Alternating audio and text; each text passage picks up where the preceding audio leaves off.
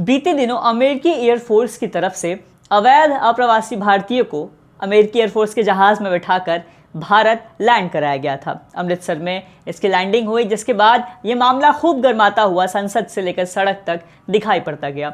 एक ताज़ा जानकारी सामने आई है जिसमें फिर से अमेरिका एक नहीं बल्कि 2 जहाज़ में भारतीयों को वहां से बिठाकर भारत डिपोर्ट करने की पूरी प्लानिंग कर चुका है।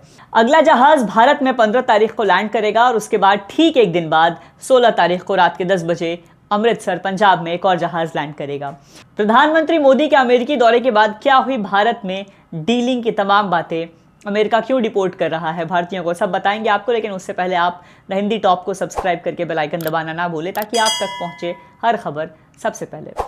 बीते दिनों तमाम सुर्खियों के बीच एक मामला खूब गर्माता हुआ दिखा, जहां 104 भारतीयों को हथकड़ी पहनाकर और अमेरिकी एयरफोर्स के जहाज में बिठाकर कैदियों की तरह भारत डिपोर्ट किया गया। ये तमाम लोग वो थे जो अमेरिका में अवैध अप्रवासी भारतीय के तौर पे रह रहे थे। जब से डोनाल्ड ट्रंप वहाँ के प्रेसिडेंट बने हैं, यूएस प्रेसिडेंट बने हैं, तब से वो प्रवासी अप्रवासी मुद्दे को लेके, अवैध अप्रवासी मुद्दे को लेके बहुत ज़्यादा मुखर और बहुत ज़्यादा सख्त नज़र आ रहे हैं।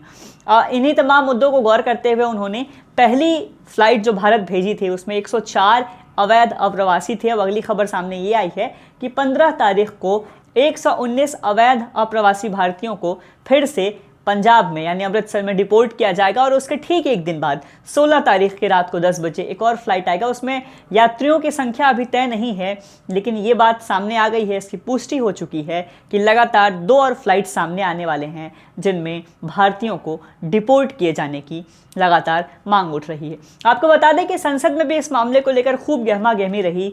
बात ये सामने आ रही थी कि उन तमाम भारतीयों को कैदियों की तरह, क्रिमिनल की तरह डिपोर्ट किया गया जिनके हाथ में हथकड़ी थी और उन्हें सैन्य जहाज से भारत डिपोर्ट किया गया। शशि थरूर कांग्रेस सांसद ने भी इस मुद्दे पे अपनी राय रखी और कहा कि उनके साथ कैदियों जैसा सलूक न किया जाए, उनके हाथ को हथकड़ी से ना बांधा जाए और उन्हें सैन्य जहाज के बजाय सिविलियन जहाज से, यूएस एयरलाइंस के सिविलियन जहाज से भेजा जाए, सम्मान पूर्वक भेजा जाए, क्योंकि भारत और अमेरिका के रिश्ते काफ़ी अच्छे हैं और इन दोनों प्रधानमंत्री मोदी अमेरिका के दौरे पे भी रहे हैं।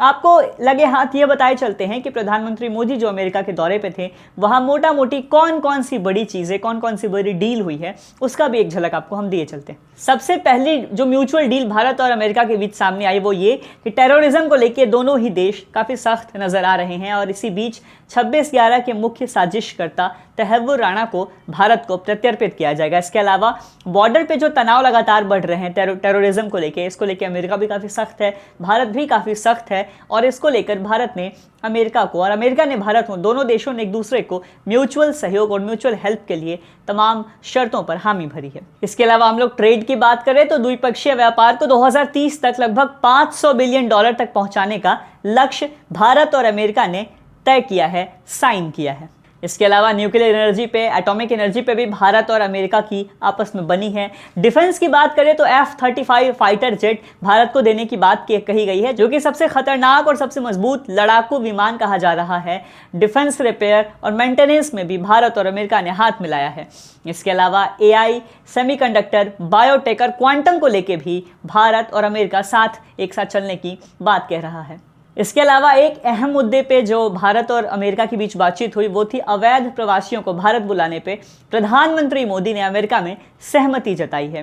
प्रधानमंत्री मोदी ने कहा कि दूसरे देशों में रहने वाले के पास कोई कानूनी अधिकार नहीं होता। अमेरिकी दौरे पे गए प्रधानमंत्री मोदी ने साफ कह दिया कि अवैध रूप से अमेरिका में रहने वाले अपने नागरिकों को भारत स्वीकार करेगा। प्रधानमंत्री मोदी ने अवैध प्रवासियों के मुद्दे पर अपनी राय स्पष्ट की और कहा कि केवल भारत का ये मुद्दा नहीं है, ये एक वैश्विक मुद्दा है, वैश्विक समस्या है। जो लोग अवैध तरीके से किसी दूसरे देश में जाके रहते हैं उन्हें वहाँ रहने का कोई कानूनी अधिकार नहीं है।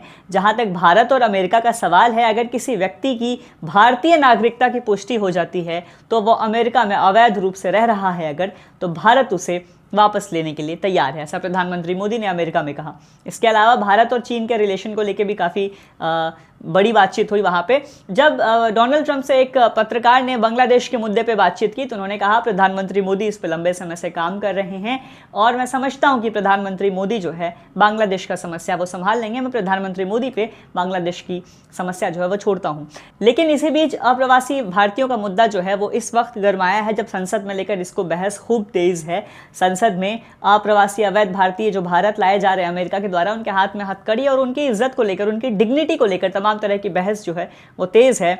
जिसके बाद ये बात फिर से निकलकर सामने आई है कि बीते दिनों एक फ्लाइट जो यूएस से इंडिया आया था, अमृतसर में लैंड किया था, जिसमें 104 भारतीय थे, फिर से एक फ्लाइट 15 तारीख की शाम को भारत में उतर रहा है जिसमें 119 भारतीय होंगे। 16 तारीख की रात को 10 बजे भी अमृतसर में एक फ्लाइट लैंड करेगा जिसमें अभी यात्रियों की संख्या तय नहीं है, लेकिन भारत सरकार ने ये बात ज़रूर कही है कि उनकी डिग्निटी का ख्याल रखा जाए। भले ही वो अवैध अप्रवासी भारतीय हैं, लेकिन उन्हें हथकड़ी लगाकर या उनके सम्मान के साथ समझौता करके या फिर उन्हें सैन्य जहाज से किसी क्रिमिनल की तरह लाने पे भारतीय सांसदों ने, भारतीय नेताओं ने और भारतीय पार्लियामेंट ने ये बात उठाई है। और अमेरिकी दौरे पे भी प्रधानमंत्री मोदी गए थे, तो ये देखना होगा कि इस पूरे दौरे के बाद जो 2 और जहाज़ अवैध अप्रवासी भारतीयों को लेकर भारत आ रहे हैं उनके साथ क्या सलूक होता है। क्या प्रधानमंत्री के दौरे के बाद उनकी डिग्निटी का ख्याल रखा जाता है या फिर वैसे ही सलूक किया जाता है जैसा पहले जहाज़ में वो भारत लेकर आए थे। फिलहाल इस वीडियो में इतना ही। वीडियो पे अपनी राय कमेंट करें, वीडियो शेयर करें, सब्सक्राइब करें द हिंदी टॉप। हम एक्स यानी ट्विटर, फेसबुक और इंस्टाग्राम पर भी फॉलो करें। मैं हूँ आपके साथ प्रत्युष रौनक और कैमरे पर मेरा साथ दे रहे थे मेरे साथी शिव।